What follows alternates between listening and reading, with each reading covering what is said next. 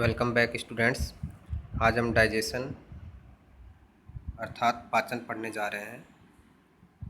पाचन क्या है?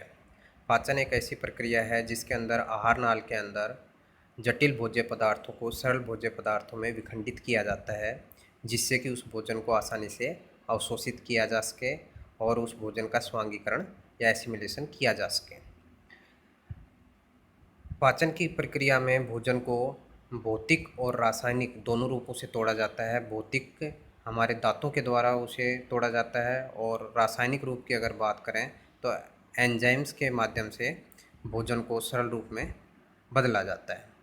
अतः हम कह सकते हैं कि पाचन का मतलब जटिल भोज्य पदार्थों को सरल भोज्य पदार्थों में बदलना या इस तरीके के भोज्य पदार्थ में बदलना जिनको कि आसानी से क्या किया जा सके, अवशोषित किया जा सके। Kinds of digestion. पाचन के प्रकार की हम बात करें तो पाचन दो प्रकार का होता है, इंट्रासेलुलर डाइजेशन और एक्स्ट्रासेलुलर डाइजेशन। इंट्रासेलुलर डाइजेशन, जिसे हम अंतराकोशिकीय पाचन भी बोलते हैं, यह पाचन कोशिका के अंदर होता है। यह पाचन हमारे जो लोअर इनवर्टिब्रेट्स हैं उनके अंदर पाया जाता है, जैसे संघ प्रोटोजोआ, पोरीफेरा, सिलेंट्रेटा एवं परजीवी कर्मी जो होते हैं उनके अंदर ये पाचन पाया जाता है। अंतराकोशिकीय पाचन के अंदर कोशिका के द्वारा फैगोसाइटोसिस या पिनोसाइटोसिस द्वारा भोजन अंदर ग्रहण किया जाता है और यह भोजन रसधानी का रूप ले लेता है, फूड वैक्यूल्स का रूप ले लेता है। इस फूड वैक्यूल्स के अंदर लाइसोसोम द्वारा प्राप्त एंजाइमों के द्वारा भोजन का पाचन किया जाता है।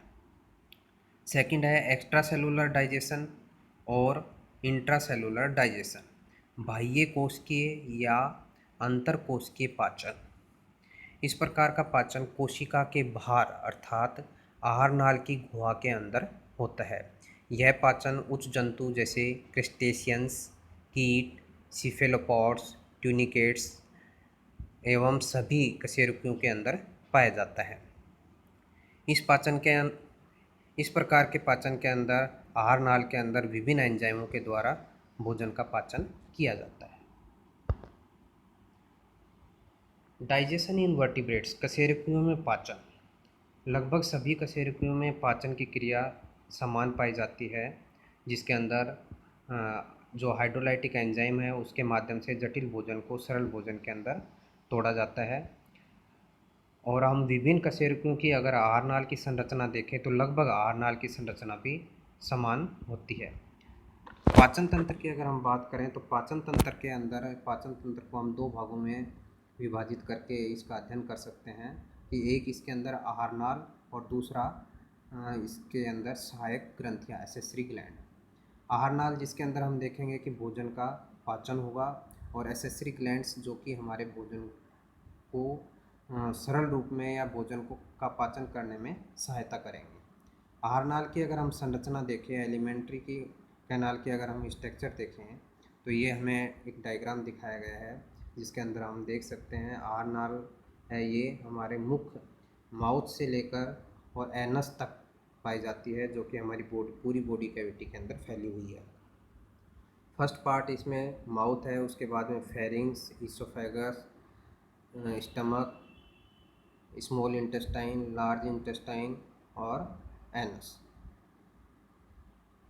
फर्स्ट है बक्कल कैविटी। बक्कल कैविटी की बात करें तो बक्कल कैविटी एक हमारा मुंह डायरेक्ट अंदर की तरफ एक बड़ी एक्टोडर्मल कैविटी के अंदर खुलता है, जिसे हम बक्कल कैविटी बोलते हैं। बक्कल कैविटी को अगर हम बक्कल कैविटी को ध्यान से देखें तो इसके जो पृष्ठ सतह होती है उसकी तरफ तालू, नीचे की सतह हमारा थ्रोट, गला, और ये पार्श्व की दिशा में हम देखें तो हमारे चिक के द्वारा घिरी हुई रहती है। बक्कल कैविटी की संरचना को हम देखें तो बक्कल कैविटी के अंदर मुख्यतः हमारे टीथ, टंग और सलाइवरी ग्लैंड पाई जाती है। सलाइवरी ग्लैंड्स की अगर हम बात करें तो सलाइवरी ग्लैंड्स जो वर्टिब्रेट्स में है वो 4 जोड़ी होती हैं। फर्स्ट है infra orbital glands, parotid glands, submandibular glands and sublingual glands. Infra orbital glands ये हमारे जो आइज हैं उनके जस्ट नीचे पाई जाती है। डायग्राम में देख सकते हैं। ह्यूमन के अंदर हम देखेंगे कि ह्यूमन के अंदर इंफ्रा ऑर्बिटल ग्लैंड नहीं पाई जाती है। इसके अलावा उसमें 3 जोड़ी लार ग्रंथियाँ पाई जाती हैं, parotid, submandibular and sublingual glands. इसको हम डायग्राम में देख सकते हैं। सबसे पहले है पैरोटिड ग्लैंड। पैरोटिड ग्लैंड हमारे कान के जस्ट नीचे पाई जाती है, दोनों कानों के नीचे पाई जाती है। इस तरीके से एक जोड़ी पैरोटिड ग्लैंड पाई जाती है। दूसरा है सबमैंडिबुलर ग्लैंड। सबमैंडिबुलर ग्लैंड की बात करें तो ये हमारे जो निचला जबड़ा है, लोअर जो है, उसके नीचे पाई जाती है कोने में, और ये भी एक जोड़ी होती है। सबलिंगुअल ग्लैंड, सबलिंगुअल ग्लैंड है ये हमारी जो जिह्वा है, टंग है, इसके नीचे एक पेयर के रूप में ये पाई जाती है। इन लार ग्रंथियों के द्वारा लार स्रावित की जाती है, जो कि हमारे भोजन के पाचन में सहायता करती है। मुख गुहा का दूसरा भाग हम देखें पार्ट कि इसके अंदर एक टंग या जिह्वा पाई जाती है। हमारी टंग की अगर हम संरचना देखें तो इसके ऊपर बहुत सारी पेपिला पाए जाते हैं और इनके ऊपर टेस्ट बड पाई जाती हैं।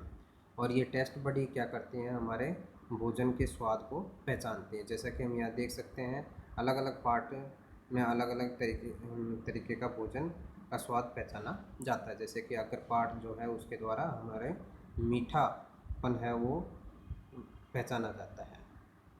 दांत, टीथ की अगर हम बात करें तो टीथ कशेरुकियों के अंदर 4 प्रकार के दांत पाए जाते हैं: incisors, canines, premolars and molars.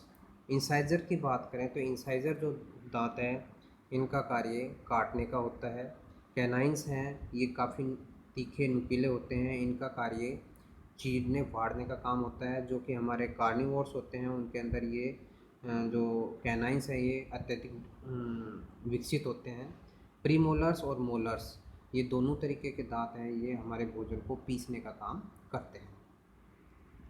Dental formula, dental फार्मूले की हम बात करें तो डेंटल फार्मूला या दंत सूत्र की बात करें तो दंत सूत्र का निर्माण किस तरीके से होता है। दंत सूत्र का निर्माण हमेशा हमारे आधे जबड़े के दांतों की संख्या से किया जाता है कि आधे जबड़े में ऊपरी जबड़ा और नीचे वाला जबड़ा है, उन दोनों में दांतों की संख्या कितनी कितनी है।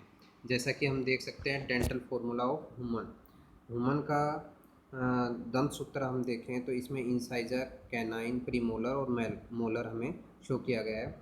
इंसाइजर हम देखें कि अपर जो में 2 होते हैं, इसी तरीके से लोअर जो में 2 होते हैं। कैनाइन्स सिंगल होता है और लोअर जो में भी सिंगल होता है। प्रीमोलर्स संख्या में 2 होते हैं, निचले जबड़े में 2 होते हैं। मोलर्स ऊपरी जबड़े में 3 होते हैं और निचले जबड़े में 3 होते हैं।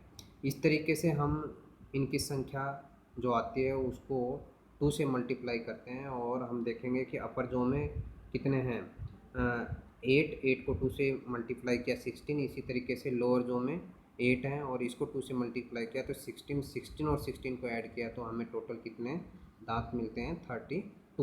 तो इस तरीके से डेंटल फार्मूला तैयार किया जाता है। जो फर्स्ट है ये हमें दंत सूत्र रैबिट का दिखा रखा है। रैबिट के दंत सूत्र की अगर हम बात करें तो इसमें हमें इंसाइजर, कैनाइन, प्रीमोलर, मोलर, जिसमें से कैनाइन है यहाँ पे 0 संख्या दिखा रखी है। इसका मतलब रैबिट के अंदर इंसाइजर्स और प्रीमोलर के बीच में स्पेस पाया जाता है और इस स्पेस को हम बोलते हैं डायस्टेमा। ईसोफेगस, ईसोफेगस की बात करें तो ईसोफेगस हम देख सकते हैं जो हमें फर्स्ट हमने डायग्राम देखा था उसके अंदर कि ईसोफेगस एक क्या है, ट्यूब लाइक स्ट्रक्चर है। और ये ट्यूब लाइक स्ट्रक्चर हमारे माउथ से या बक्कल कैविटी से स्टार्ट होती है और यहाँ पे एक डायफ्राम पाया जाता है। उस डायफ्राम को ये भेदते हुए किसके अंदर खुलती है, स्टमक के अंदर ये खुलती है।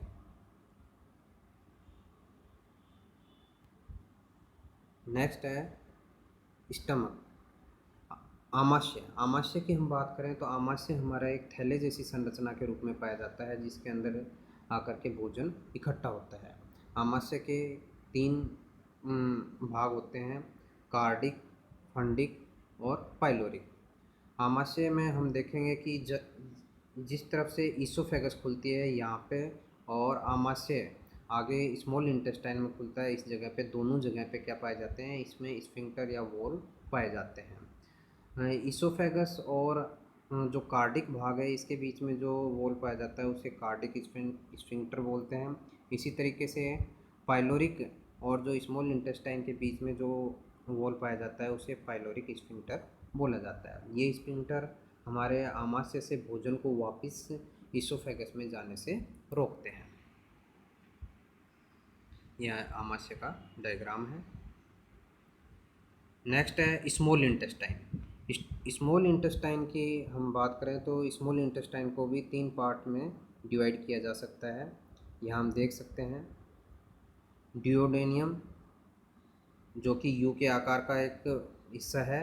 इसके अलावा इससे आगे जो भाग है वो है जेजुनम, और अंतिम जो भाग है इसमें इलियम, जो कि काफ़ी कुंडलित अवस्था के अंदर पाया जाता है, जो कि आगे किस में खुल रहा है, लार्ज इंटेस्टाइन के अंदर खुल रहा है। नेक्स्ट है लार्ज इंटेस्टाइन, बड़ी आंत। इसके भी 3 भाग होते हैं, सीकम, कोलन और रेक्टम। इसमें हम देखेंगे कि सीकम जो पार्ट होता है ये पार्ट ह्यूमन के अंदर बहुत ही छोटा पार्ट होता है, और ये वर्मीफोरा अपेंडिक्स के रूप में इसका एक बंद सिरा पाया जाता है, जो कि एक अवशेषीय अंग के रूप में पाया जाता है। लेकिन जो हमारे हर्बीवोर्स, जो शाकाहारी जो जंतु हैं, उनके अंदर ये विकसित भाग होता है जिसके अंदर सेलुलोज का पाचन किया जाता है। कोलन की बात करें तो कोलन के इसमें हमें 4 भाग दिखाई दे रहे हैं, ascending colon, transfer colon, descending colon, और इसके अलावा सिग्मोइड कोलन, और लास्ट पार्ट है इसका रेक्टम। तो इस तरीके से आज हमने इसके अंदर पाचन तंत्र का पूरा आहारनाल जो हमारा है उसके स्ट्रक्चर को देखा है। अगले वीडियो के अंदर हम पाचन क्रिया को देखेंगे कि किस तरीके से हमारे आहारनाल के अंदर पाचन की क्रिया संपन्न होती है।